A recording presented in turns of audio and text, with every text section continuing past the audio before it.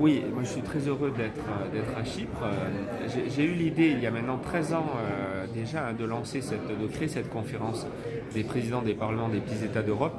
C'est quand Monaco a adhéré au Conseil de l'Europe, je me suis aperçu que si nous réunissions les 9 petits États d'Europe, alors nous avions autant de représentants au Conseil de l'Europe qu'un grand pays comme la France, la Russie ou l'Angleterre.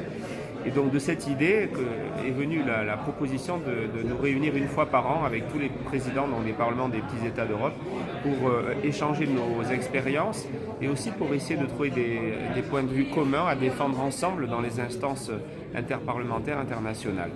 Et je suis très heureux de voir que cette conférence, 13 ans après, est toujours là, parce qu'elle répond à un vrai besoin. Il est évident que nous sommes plus forts quand nous sommes unis.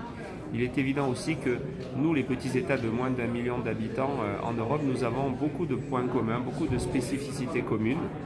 Et donc nous avons des choses à dire ensemble et à défendre ensemble dans les instances interparlementaires internationales. Par exemple, ce matin, nous avons beaucoup travaillé sur la transition numérique, sur le développement du digital. Là, les petits États n'ont pas à souffrir de handicap par rapport à leur taille ou à leur population, puisque dans ce domaine, nous pouvons faire aussi bien que de très grandes nations. Et Singapour est un très bel exemple à suivre, puisque c'est une nation qui est numéro 2 dans le monde pour la transition numérique, alors que c'est un État de taille modeste. Donc nous avons partagé ce matin nos expériences et notre volonté d'agir ensemble pour développer dans nos pays la transition numérique. Ça veut dire une administration plus facile pour les usagers, avec beaucoup de procédures numérisées. Ça veut dire aussi une meilleure information sur l'activité de nos parlements pour l'ensemble de nos résidents et de nos citoyens. Merci.